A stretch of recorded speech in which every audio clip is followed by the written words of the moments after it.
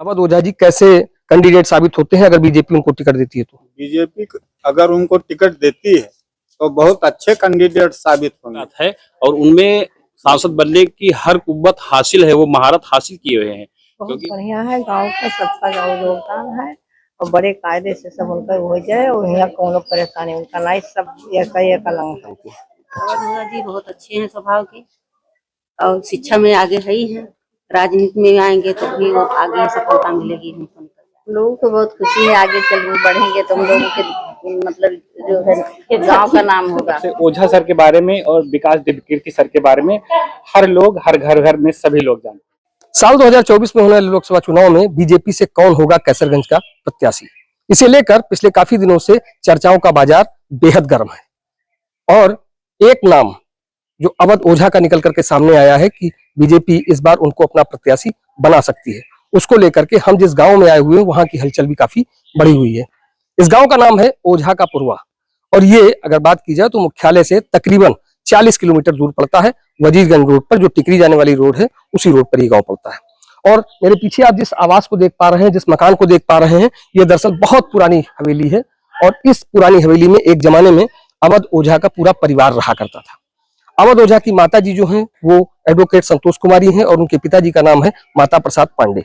और बताया जाता है कि सन 62 से 65 के बीच में कुछ ऐसी विषम परिस्थितियां बनी कि उसके कारण अवध ओझा के माता पिता को ये गांव छोड़ करके जाना पड़ा। आप बिल्डिंग को देख करके अंदाजा लगा सकते होंगे कि यहाँ पर फिलहाल कोई नहीं रहता, क्योंकि पूरी बिल्डिंग जो है ये जर्जर हो चुकी है, जो ईंटें हैं वो बुरादा बन चुकी हैं, इनको दीमक खा चुके हैं। काफी सालों से ये बिल्डिंग जो है वो खाली भी पड़ी हुई है, क्योंकि जिस समय उनके माता पिताजी यहाँ से गए थे उस समय उन्होंने जाकर के अपना दूसरा रिहायशी एरिया बनाया और वहां पर जाकर रहते हैं। अवध ओझा की अगर हम बात करें तो वो एक शिक्षाविद हैं और यूपीएससी के बच्चों को पढ़ाते भी हैं। उनके नाम की चर्चा इन दिनों बेहद ज्यादा इसलिए गर्म है क्योंकि शिक्षाविद रहते हुए उन्होंने भूगोल और इतिहास की कई ऐसी गूढ़ जानकारियां हैं जो बच्चों को दी। उनके मन में एक जज्बा भरा यूपीएससी क्रैक करने का।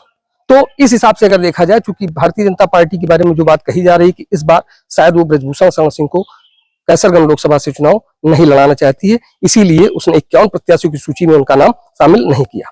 माना जा रहा है कि ऐसी स्थिति में बीजेपी यहां से अवध ओझा को टिकट दे सकती है।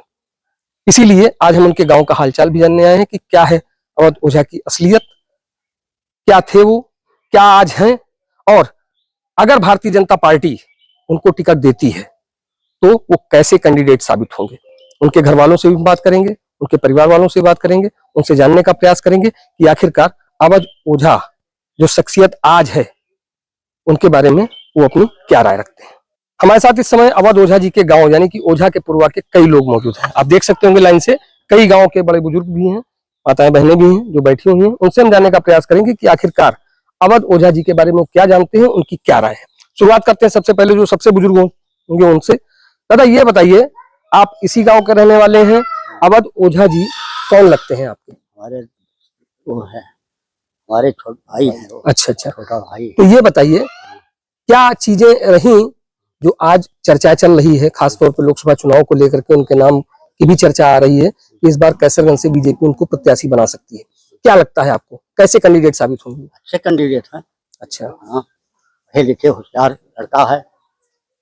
हमारा छोटा भाई है, वो हो जाए इसके लायक हो गया कि वो वहां तक पहुंचा, तो मुझे गर्व है कि वो हमारे खानदान में कम से कम निकला। तो ये बताइए कि जैसे अवध ओझा जी का जो नाम लिया जाता है वो इसलिए लिया जाता है क्योंकि वो जो अफसर होते हैं उनको पैदा करते हैं। जो अफसर बनते हैं, चाहे आईएएस हो, चाहे पीसीएस हो, चाहे आईएएस आईपीएस हो, ऐसे बच्चों को पैदा करते हैं। ऐसे बच्चों को ले जा करके उनके अंदर कुछ भावनाएं, जो चीजें हैं उनको जगा करके, अंदर की जो सोई हुई चीज है उसको जगा करके उनको जो बड़ी से बड़ी परीक्षा है उसको पास करने का जज्बा भरते हैं। तो क्या लगता है कि राजनीति में अगर वो आते हैं तो क्या करेंगे? राजनीति की इच्छा है, लड़ने की इच्छा, लड़का है, लड़ेगा, कोशिश करेगा, हम भी लोग कोशिश करेंगे, कोई ऐसी बात नहीं है। दादा आपको क्या लगता है कि अवध ओझा जी कैसे कैंडिडेट साबित होते हैं अगर बीजेपी उनको टिकट देती है तो? बीजेपी अगर उनको टिकट देती है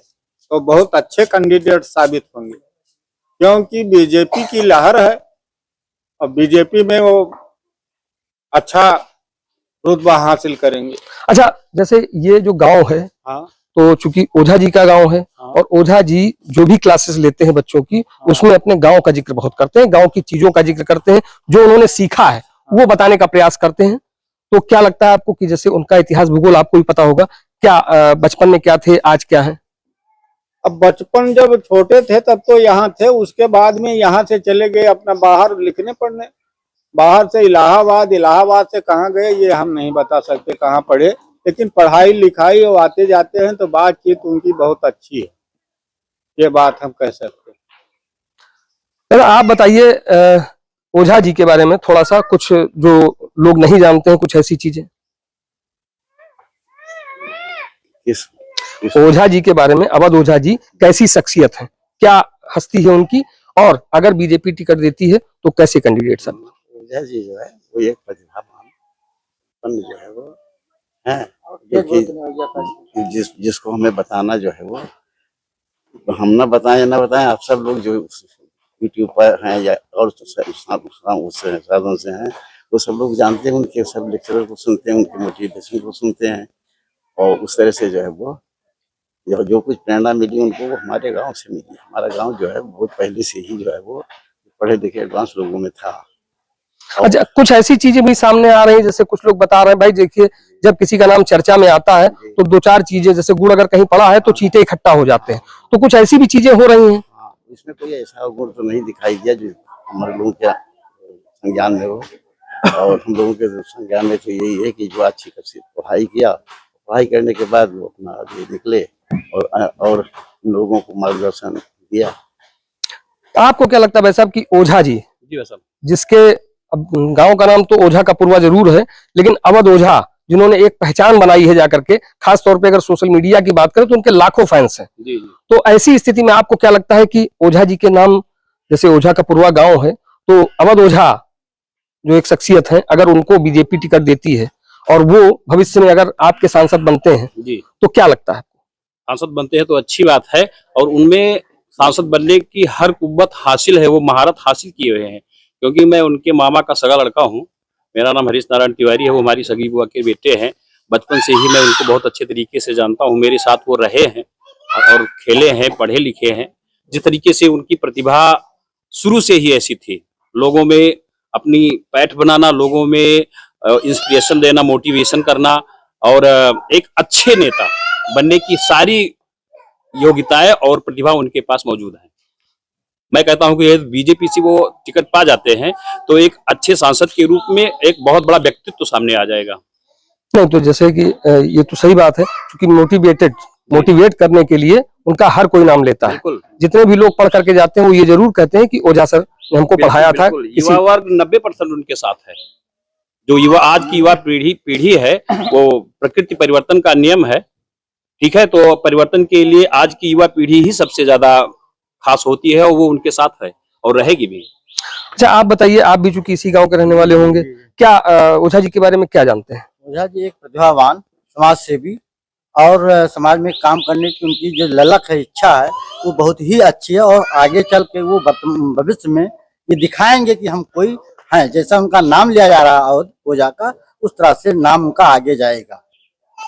दादा आप ये बताइए कि जब 60-65 का जो दशक चल रहा था, 60-65, तो उस समय जब ओझा जी के जो पिताजी हैं वो जब यहाँ से किसी विषम परिस्थितियों में जब उन्होंने गांव को छोड़ा, गांव को छोड़ने के बाद से जो अब चर्चाएं कुछ निकल करके आ रही हैं, कुछ कह रहे हैं लोग, तो क्या ये सब चीजें कैसी हैं, क्या है? ये सब 62 की वो बात कर रहे हैं। 62 में हमारा जन्म हुआ है, तभी वो घर छोड़े हैं। बता रहे थे, हम वीडियो देख कर, माता जी बता रही थी, तो टिकरी जाए के, पैदल जाए के, तो वो पोजीशन रही होगी, क्योंकि उस समय जो सलवार समीज जैसा पहनावा था, ये कोई घर में आके, क्योंकि उनकी पाठशाला ससुराल में ही चालू हुई थी, तो ये सब विरोध करने वाले सब कोई कहते थे कि ये क्या करेगी, बेइज्जती हो रही है, हो रही, ये दिक्कत तो उन्हें उठानी पड़ी होगी। और जो ये संघर्ष, उन्हें बहुत तगड़ा संघर्ष था, चकिया बेदा था, रिक्शा चलाना जबरदस्ती, वो मल्लई रही होगी, तो उनसे सब कराते। ये माता काका जो है वो एजेज रहे होंगे, उस समय इनकी गरीबी की हालत थी, कैसे शादी ब्याह हुआ होगा, तो दिक्कत उठा के अपने यहाँ से चीज भर बेच के कैसो पढ़ के वो आगे निकले, और वो तेज थे काका, हमारे सीधे थे। और वो ही कमाने वाले थे, उनके छोटे भाई से वो हल्की पोस्ट पे थे, उनकी आमदनी कम थी, इनके पैसे से घर चलाते थे और यही सब। नहीं तो क्या लगता है कि ओझा जी को आज यहाँ तक पहुंचाने में किसका सबसे बड़ा योगदान है? सबसे बड़ा योगदान गांव का खानदान का।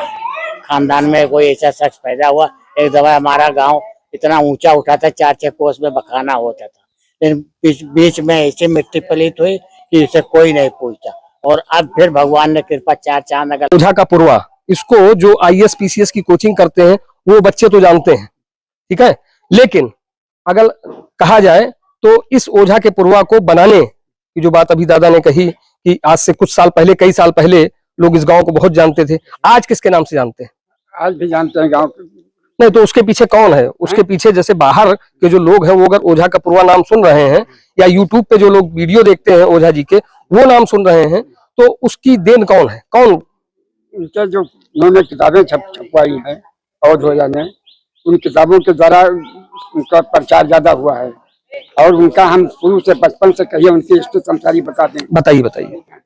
वो यहीं हमारे शादी के 1 साल बाद उनकी शादी हुई है, यहाँ आए हैं। उसके बाद में यहाँ रहते थे, जब नौकरी करने लगे, उनके पिताजी नौकरी करते थे डाकखाने में, और उनकी वाइफ जो है वो वकालत पढ़ने के लिए तैयार हुई। उनको वकालत हमने पढ़वाया है, खुद हमने रुपया दे करके भेजा है वहाँ इलाहाबाद इम्तिहान देने के लिए। और वकालत करने के बाद फिर उनका नाम और रोशन हो गया और ओझा का। उनकी शादी में गए, फिर उनकी बहन की शादी हुई, उसमें दिल्ली गए। अब दिल्ली में मकान बनवा लिया है, हम मौका नहीं मिलता, हमारी लड़की भी दिल्ली में है, लेकिन मौका नहीं मिलता कि हम उनसे मिल जाएं। आते हैं तो हमसे बेजरूर मिलते हैं। कुछ नहीं हमारे साथ। माता जी ये बताइए, आपको क्या लगता है कि अवध ओझा जी ने जो आज मुकाम हासिल किया है या भविष्य में जो आगे वो होंगे, उसके पीछे किसका योगदान है? बहुत बढ़िया है, गांव का सबका योगदान है और बड़े कायदे से सब उनका हो जाए और यहाँ कोनो परेशानी उनका नहीं, सब एक अलग है। अच्छा। जितना महिला है, जितना पुरुष है, सब एक। नहीं तो जो उन्होंने तपस्या की, उनकी माता जी ने, उनके पिताजी ने या गांव के अन्य लोगों ने, आज उसको क्या लगता है आप लोगों को? आज उनको तपस्या की न, हमरे आगे बिल्कुल है, ये खेलत रहे, कूदत रहे, सब है। नौकर चाकर आके अपन खिलाई कुदाई, फिर आगे बढ़ गए, लड़के अपन बड़ा हो गए, पढ़े लिखे अपन बड़े अफसर हो गए, उनका भगवान दे देन है। ये बताइए, आप भी चूंकि यहीं पे रहती हैं, अवध ओझा जी के बारे में क्या जानती हैं? अवध ओझा जी बहुत अच्छे हैं स्वभाव के और शिक्षा में आगे है ही है। राजनीति में आएंगे तो भी वो आगे सफलता मिलेगी हमको, निकल जाएंगे। नहीं तो क्या लगता है कि जैसे भाई अगर देखा जाए तो उनको इस मुकाम तक पहुंचाने वाला, उसके पीछे श्रेय किसका है? अब श्रेय सब लोगों का है, परिवार, फैमिली, हर जो बड़े हैं उनके, सब लोगों का श्रेय के साथ उनके माता पिता, सब लोगों का श्रेय है। आपको क्या लगता है माता जी, आप बताएं। लोगों को बहुत खुशी है, आगे चल बढ़ेंगे तो हम लोगों के मतलब जो है गांव का नाम होगा। कोई भी व्यक्ति अगर मतलब एक जिले का आगे बढ़ जाता है तो उसका नाम होता है। और आप तो जानते हैं कि शायद जैसे पूछते राजा विद्वान पूछते, उनके अंदर मतलब सरस्वती माता का गुण है, इसलिए उनकी जो है, और गांव में कोई भी आगे बढ़ जाए तो बहुत खुशी होती है, और फिर तो अपने परिवार के लिए। अच्छा, आप तो किसी प्रतियोगी परीक्षा की तैयारी कर रहे हैं, क्या लगता है आपको कि अवध ओझा जी कैसा पढ़ाते हैं, और जिस तरह वो बच्चों को पढ़ाते हैं, जब राजनीति में अगर वो सांसद बन जाते हैं तो कैसा इफेक्ट रहने वाला है? हम आज से 4-5 साल पहले ही मैंने IAS प्रिपरेशन शुरू की थी। उसके बाद हमारा जो है चयन प्राथमिक शिक्षक में हो गया था और इस समय हम यहीं वजीरगंज में कार्यरत हैं। हम ये कहना चाहते हैं कि जैसे एक शिक्षित व्यक्ति, जैसे ओझा सर के बारे में तो आज सभी लोग जानते हैं, घर घर में सोशल मीडिया जब से प्लेटफॉर्म में आया है तब से ओझा सर के बारे में और विकास दिव्यकीर्ति सर के बारे में हर लोग, हर घर में सभी लोग जानते हैं। जैसा आप सभी आपको ये विदित हो गया है कि ये पैतृक गांव है, तो उनके जो शिक्षा के साथ साथ संस्कार है वो यहाँ बैठे हुए जितने भी लोग हैं उनमें झलकता है और वही संस्कार उनको भी मिला है। ओझा सर की खासियत है कि जो भी वो पढ़ाते हैं वो जटिल से सरल कर देते हैं। जब वो राजनीति में आएंगे तो भी वो जो भी कार्य होगा राजनीति से संबंधित, वो जो जटिलता होगी उसको सरलता की ओर वो लेकर चलेंगे, ऐसा हमारा मत है। और वो शिक्षा के प्रति उनका जो भी सोच है, जो उन्होंने अभी हाल ही के दिनों में जो भी ज्यादा चर्चित हो गए हैं, तो उससे जो भी युवा हैं उससे मोटिवेशन प्राप्त कर रहे हैं। और जो सुदूर पिछड़ा हुआ इलाका था, जहां पर आईएएस पीसीएस के बारे में तो लोग सोचते ही नहीं थे, कहीं छोटी मोटी जॉब मिल जाए तो हम वही कर लें, मतलब एक तरीके से बस एक छोटी नौकरी के लिए। आज जब उनका ये वीडियो प्लेटफॉर्म धीरे धीरे बढ़ रहा है, तो जो पिछड़े इलाकों से बच्चे हैं वो भी उस आईएएस पीसीएस बनने के लिए लालायित हो रहे हैं और मेहनत कर रहे हैं। कि जो पढ़ाते हैं सामाजिक नहीं है तो कैसे हैंडल करेंगे नेतागिरी टाइप का, तो उनको बता दें कि वो कुछ दिन पहले आपकी तबीयत बहुत खराब थी, तो दिल्ली सीधा चल के आपसे मिलने आए थे, देखने आए थे। और कुछ दिन पहले सामाजिकता उनकी इस भांति है कि कुछ दिन पहले ठंडी का मौसम बहुत ज्यादा था, तो यहाँ पे बगल में कुछ तरफ गरीबों का गांव, वहाँ पे कंबल वितरण भी किया था। तो इससे ये भी मतलब दिखता है कि वो कितना सामाजिक है प्राणी है। और सांसद जब हो जाएंगे, आप उनको टिकट मिल जाएगा, अभी मिलेगा नहीं मिलेगा तो बात की बात है, लेकिन मिलेगा तो फिर बहुत अच्छी बात है। अगर सांसद होंगे तो हमको लग रहा है कि उनके सामयिकता से हमने देखी है, हम हमसे बहुत ज्यादा बड़े हैं, तो काफी जिले का नाम या जो भी जिस भी लोकसभा सीट से लड़ेंगे उसका नाम काफी रोशन करेंगे। नहीं, सांसद का टिकट मिलना ना मिलना, जीतना ना जीतना, वो तो बात की बात है, लेकिन अभी तक जो उन्होंने किया है, जो उन्होंने प्रसिद्धि बटोरी है, जिन बच्चों को गढ़ रहे हैं, जिनका भविष्य बना रहे हैं, उसको लेकर के आपके गांव को, खासतौर पे आपके यहाँ के यूथ को और आपके यहाँ के लोगों को कैसा महसूस हो रहा है? बहुत गर्व महसूस हो रहा है, क्योंकि कोई भी अगर निकल जाता है फिर एक मोटिवेशन का काम करता है। और हमारे घर में जैसे हम लोग हैं, अब उनकी मोटिवेशन देखते हुए सर्विस में धीरे धीरे हम टीचर हैं, आप सॉफ्टवेयर इंजीनियर हैं, आप भी टीचर हैं, धीरे धीरे जैसे आप लोग बता रहे थे कि पहले हमारे गांव का बहुत ज्यादा नाम था, हमारे गांव में डाकखाना भी था, सुपरिंटेंडेंट थे, आप लोग टीचर थे, कोई सीनियर सेकेंडरी में था, कोई जूनियर में था टीचर, कोई एफए था। अब बीच में कह रहे हैं कि जैसे कि नाम थोड़ा हो गया, तो बीच में नाम होने का कारण ये है कि जैसे आज की पीढ़ी जो है वो अभी कम जानती है ओझापुर के बारे में, क्योंकि पहली पीढ़ी जानती है, आज की पीढ़ी अब जानने लगी ओझापुर बारे में अवध ओझा सर की वजह से, क्योंकि अब वो जो नाम वहाँ पे बताते हैं कि हमारा गांव है, उस वजह से आज की पीढ़ी से नाम जो है परिचित होने लगा ओझापुरवा। पहले जो था वो पूर्वजों की वजह से था, जो कि जो सुपरिंटेंडेंट वगैरह थे उससे परिचित था।